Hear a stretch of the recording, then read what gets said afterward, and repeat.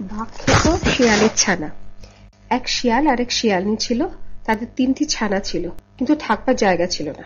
তারা ভাবলে, ছানাগুলোকে এখন কোথায় রাখি? একটা গর্ত না হলে তো এরা বৃষ্টিতে ভিজে মারা যাবে।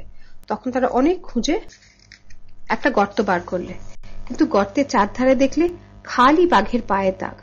তা দেখে শিয়ালনী বললে, ওগো, এটা যে বাঘের গর্ত, এর ভিতরে কি করে থাকবে? শিয়াল বললে, এত খুঁজেও তো আর গর্ত পাওয়া গেল না, এখানেই আমাদের থাকতে হবে। শিয়ালনী বললে, বাঘ যদি আসে তখন কি হবে?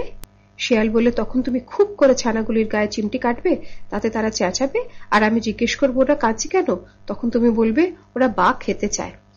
তা শুনে শিয়ালনী বললে, বুঝেছি, আচ্ছা বেশ, বলেই সে খুব খুশি হয়ে গর্তের ভিতরে ঢুকলো। তখন থেকে তারা সে গর্তের মধ্যেই থাকে। এমনি করে দিন কতক যায়। শেষে একদিন তারা দেখলে যে ওই বাঘ আসছে। অমনি শিয়ালনী তার ছানাগুলোকে ধরে খুব চিমটি কাটতে লাগলো। তখন ছানাগুলি যে চেঁচালো তা কি বলবো। শিয়াল তখন খুব মোটা আর বিশ্রী গলায় সুর করে জিজ্ঞেস করলে, খোকারা কাঁদছে কেন? শিয়ালনী তেমনি বিশ্রী সুরে বললে, ওরা বাঘ খেতে চায়, তাই কাঁদছে। বাঘ তার গর্তের দিকে আসছিল। এর মধ্যে ওরা বাঘ খেতে চায় শুনে সে থমকে দাঁড়ালো। সে ভাবলে, বাবা, আমার গর্তের ভিতর না জানি ওগুলো কি ঢুকে রয়েছে, নিশ্চয় ভয়ানক রাক্ষস হবে, নইলে কি ওদের খোকারা বাঘ খেতে চায়? তখনই শিয়াল বললে, আর বাঘ কোথায় পাবো? যা ছিল সবই তো ধরে ওদের খাইয়েছি। তাতে শিয়ালনী বললে, তা বললে কি হবে? যেমন করে পারো একটা বাঘ ধরে আনো, নইলে খোকারা কিছুতেই থামছে না। বলে সে ছানাগুলোকে আরো বেশি করে চিমটি কাটতে লাগলো। তখন শিয়াল বলল, আচ্ছা রোসো রোসো, ওই যে একটা বাঘ আসছে, আমার ঝপাংটা দাও, এক্ষুনি ওকে ভতাং করছি। ঝপাং বলে কিচ্ছু নেই, ভতাং বলেও কিচ্ছু নেই, সব শিয়ালের চালাকি। বাঘের কিন্তু সেই ঝপাং আর ভতাং শুনেই প্রাণ উড়ে গেল। সে ভাবলে, মাগো, এবেলা পালাই, নইলে না জানি কি দিয়ে কি করবে এসে। বলে সে আর সেখানে একটুও দাঁড়ালো না। শিয়াল চেয়ে দেখলে যে লম্বা লম্বা লাফ দিয়ে ঝোপ জঙ্গল ডিঙিয়ে বাঘ ছুটে পালাচ্ছে। তখন শিয়াল আর শিয়ালনী লম্বা নিঃশ্বাস ছেড়ে বললে, যাক, আপদ কেটে গেছে। বাঘ তখন এমনি ছুটেছে যে তেমন আসে কখনো ছোটেনি। একটা বানর গাছের উপর থেকে তাকে ছুটতে দেখে ভারী আশ্চর্য হয়ে ভাবলে, তাই তো, বাঘ এমনি করে ছুটেছে, তো সহজ কথা নয়, নিশ্চয় একটা ভয়ানক কিছু হয়েছে। এই ভেবে সে বাঘকে ডেকে জিজ্ঞেস করলে, বাঘ ভাই, কি হয়েছে? তুমি যে অমন করে ছুটে পালাচ্ছ? বাঘ হাঁপাতে হাঁপাতে বললে, সাধে কি পালাচ্ছি, নইলে যে এক্ষুনি আমাকে ধরে খেত। বানর বললে, তোমাকে ধরে খায় এমন কোন জানোয়ারের কথা তো আমি শুনিনি, ও কথা আমার বিশ্বাস হচ্ছে না।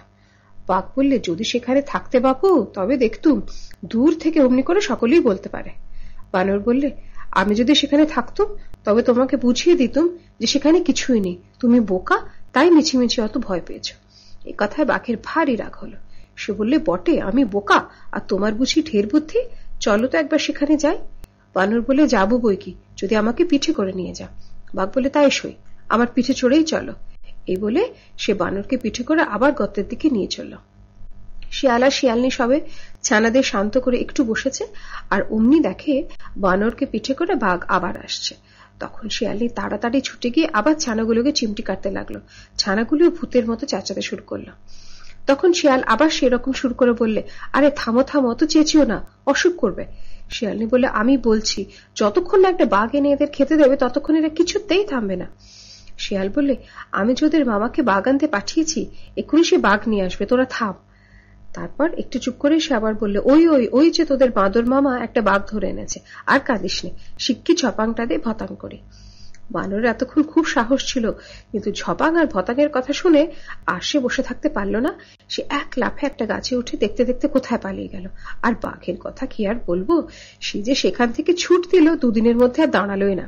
তারপর থেকে আর শিয়ালদের কোনো কষ্ট হয়নি। তারা মনের সুখে সেই গর্তে থেকে দিন কাটাতে লাগলো।